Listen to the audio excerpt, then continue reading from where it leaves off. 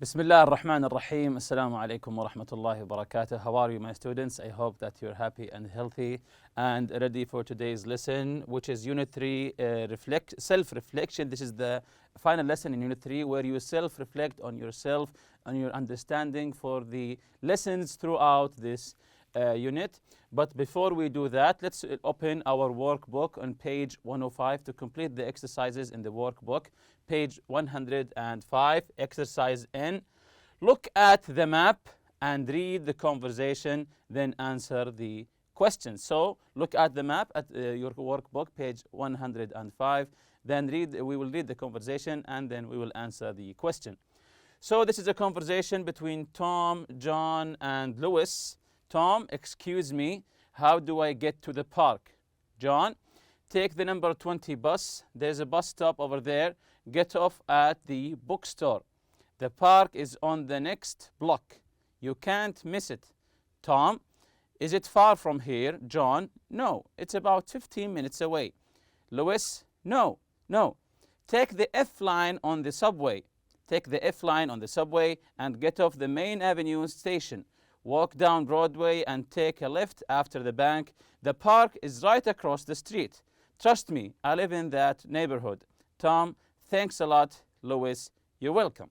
So this is the conversation between Tom, John, and Lewis. So Tom wants to go to the park and he has two opinions on how to get to the park from Lewis and also John. So where is Tom going? This is the first question here. Where is Tom going? I think you'll find the answer in the first line of the conversation. Where is Tom going? Let's see the answer here. So Tom is going to the park. Tom is going to the park. What's the bus number to the park? What's the bus number to the park? You can go and check the conversation again. The bus number that's going to the park. So let's see the answer together. What's the bus number to the park? The bus number is 20. So the bus number is 20. How far away is the park? How far away is the park? Again, you can get back to the conversation. Okay, let's see the answer here together. How far away is the park? The park is 15 minutes away. The park is 15 minutes away. Sometimes you can tell the distance between 2 points A and B by measuring it through time. It's 10 minutes away. It's half an hour away. It's 30 minutes away, and so on. Last question. What's the subway line to the park? What's the subway line to the park? The subway that leads to the park. What's the subway line to the park? That was Lewis' idea to go through the subway. What's the subway line? Which line is it? Let's see the correct answer here together. The subway line to the park is F.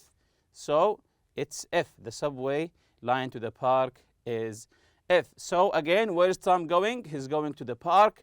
What's the bus number to the park? It's 20. How far away is the park? It's 15 minutes away. What's the subway line to the park? It's F. Exercise O. Tom took the bus and missed his stop. He is now at the mall. Write a new directions and help Tom find the park. So again, imagine that Tom missed his stop. Tom took the bus and missed his stop. He is now at the mall. So now Tom is at the mall because he missed his stop with the bus. Write new directions and help Tom find the park. So you have to write your directions to help Tom to get through the park. Which way should he go? Which right, which left, the second right, the second left, and so on. So try to help Tom to get to his destination. He is now at the mall. Write new directions and help Tom find the park. So you have to write all of the directions by yourself. Of course, this is the correct answer here. Turn left and walk to the end of the road. Turn right and walk down Franklin Street. Keep going until you see the restaurant. When you get to the restaurant, take a right and walk down Park Avenue. The park entrance is on Park Avenue. So this is the direction from the mall to the park. Again, the question is that Tom missed his stop with the bus. Now he's at the mall. How does he get to the park? This is the answer. I'll read it again. Tom, turn left and walk to the end of the road. Turn right and walk down Franklin Street. Keep going until you see the restaurant. When you get to the restaurant, take a right and walk down Park Avenue. So after the restaurant, you take a right and walk down Park Avenue. The park entrance is on Park Avenue. So while you're walking on Park Avenue, you will see the park entrance. Exercise P. Look at the picture and read the conversations. Mark O for offers and R for requests. O for offers, R for requests. So look at the picture, page 105, exercise P. Look at the picture and read the conversations. Mark O for offers. If it's an offer, write O. And write R for request. If it's a request, write R. And the first one, let me carry that for you. The first one is already done here. Let me carry that for you. So someone is offering to carry something from someone. Let me carry that for you. Is this a request or an offer? Yes, of course it's an offer. That's why we've written O. 2. Will you tell Sarah to bring some snacks from the kitchen? Will you tell Sarah to bring some snacks from the kitchen? So is this an offer or a request? Please tell Sarah to bring snacks from the kitchen. So is this a request or is this an offer? So let's see the correct answer here. So it's a request, the letter R. So it's a request. I'm requesting from Sarah to bring snacks, to bring something from the kitchen. 3. I'll tell her and I'll get some napkins too. I'll tell her and I'll get some napkins too. So is this an offer or a request? I'll tell her and I'll get some napkins too. So I think this one is obvious that it's an offer. Number 4, can I borrow your cell phone? I need to make a quick call.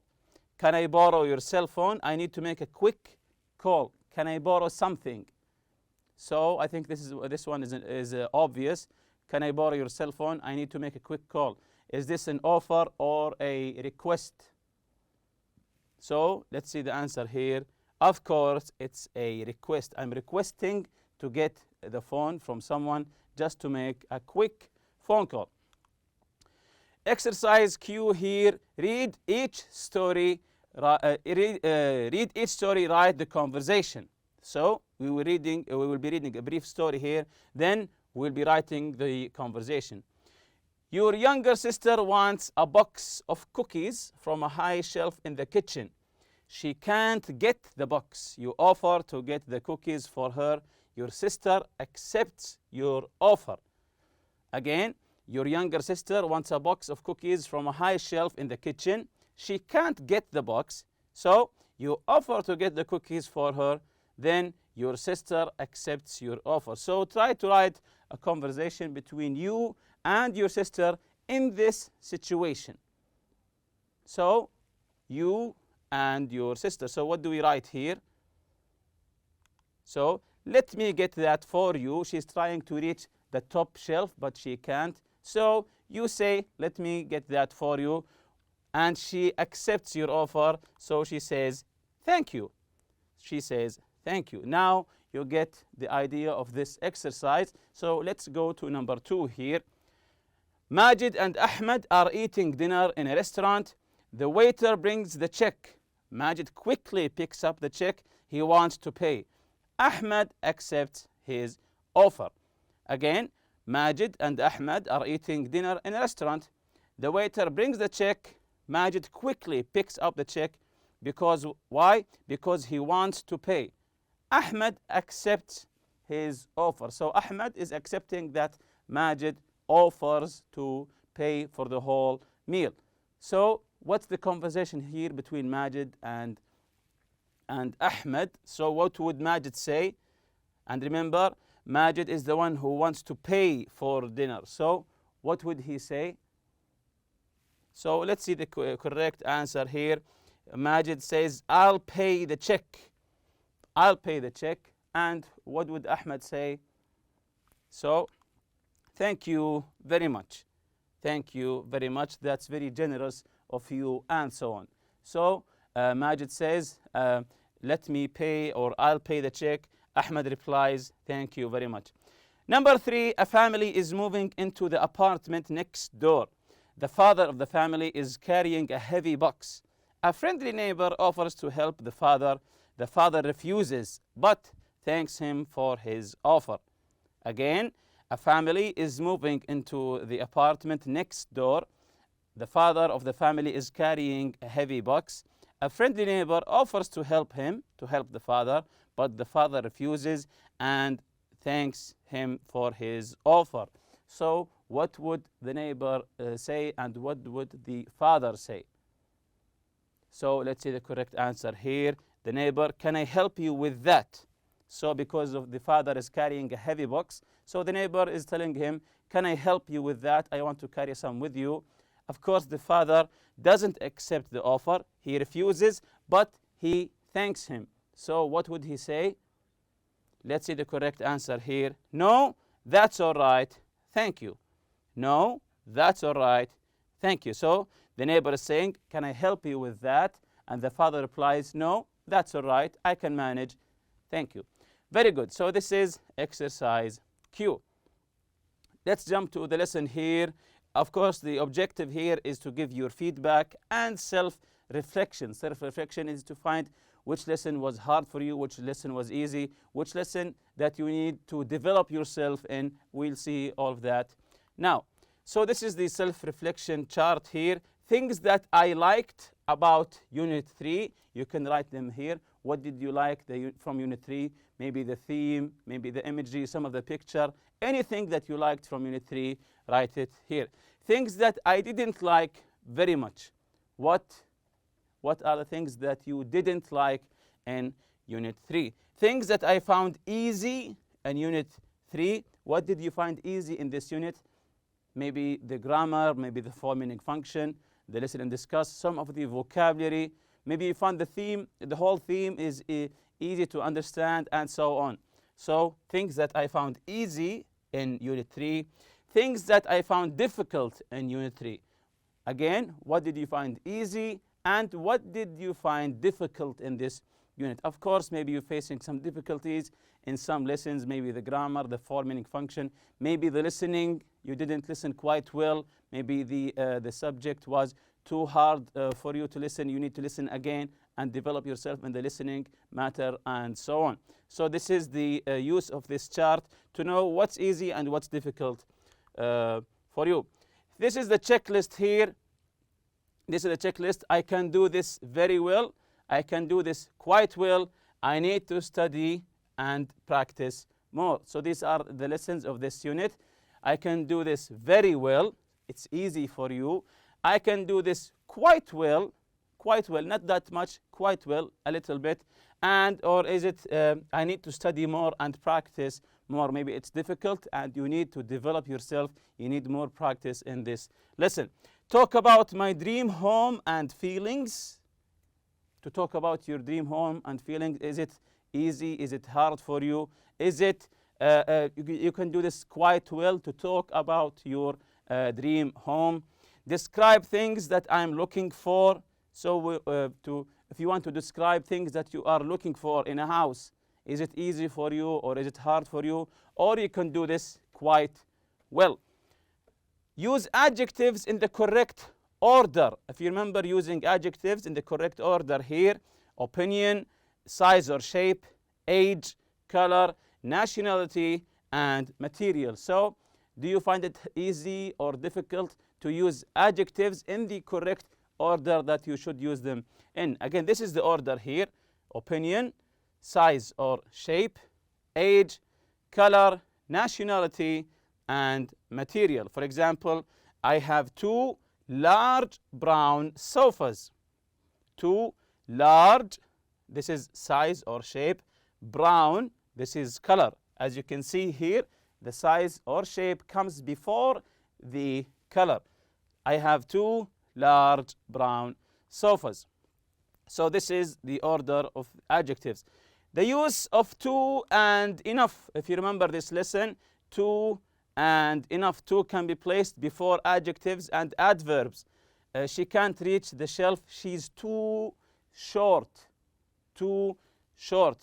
So to can be placed before adjectives and adverbs. Enough can be placed after adjectives. She's not tall enough. She's too short, or you can say she's not tall enough.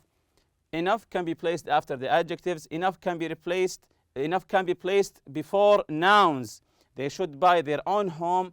They have enough money. They have enough money. So you can use enough before nouns. So this is the lesson of to and enough. Do you find it easy? You can do this quite very well, or you can do this just a little bit quite well, or do you find it difficult? So you should check the mark here that you need to practice more. Also, the lesson here for giving directions for places. If you remember this from form, meaning, and function, to give directions for some places. This is here giving directions. Turn left or right, take a left or right, take the first or second left. If you remember to say take the first, the second, the third left, and so on. Go straight for a few miles. Keep going until you see the restaurant, until you see the bank, then take a right, and so on. When you get to, you'll see. When you get to the junction, for example, you'll see the bank, or you'll see the park, and so on. If you see you've gone too far, if you see the mosque, you've gone too far, you have to get back. So this is the giving direction, and also asking for directions here. Excuse me, I'm looking for the park or the bank. Could you tell me where the bank is, for example? Can you tell me how to get there? Am I headed in the right direction for the bank? So all of these you can use to ask for directions. Giving directions and asking for directions. Express requests, offers, promises, warnings, and to make decisions. So this is expressing requests, offers, promises, warnings, and spontaneous decisions. The decision that you made at that moment. You can use will for requests, use will for offers and promises. Can you tell me where you live? Will you drive me home? Will you drive me home? So this is a request here. Will you drive me home? Sure, I'll draw a map. Sorry, I can't, I have an appointment. So all of these. Also, you can use will for spontaneous decisions. Now the children have left the college. This house is too big for us. I know, we'll downsize into an apartment. So this is a spontaneous decision. So the spontaneous decisions, the decisions that you just made at that moment without planning, we use will. Also use dependent time clauses for future, when, before, after, while, and until. If you remember this, we use dependent time clauses with will, before, after, while, and until. Don't worry, I'll take care of the children until you get back. So this is the time dependent time clause here, until you get back. When he finishes work, he'll go straight to home. So again, this is a dependent time clause. We use when, before, after, while, and until. The last part here, your favorite new words from Unit 3, the vocabulary that you've learned from Unit 3. You can list your, not only 5, maybe more than 5. Why not? And here, if you're still not sure about something from Unit 3, read through the unit again. Read the unit again. Listen to the audio material. Study the grammar and functions from the unit again. And of course, always ask your teacher for help whenever you feel lost, or you feel that you don't understand some of the lessons. Always go to your teacher and ask them for help. And with that, we reach the end of this lesson and this unit. See you next lesson, inshallah. سبحانك اللهم وبحمدك. أشهد أن لا إله إلا أنت أستغفرك وأتوب إليك. السلام عليكم.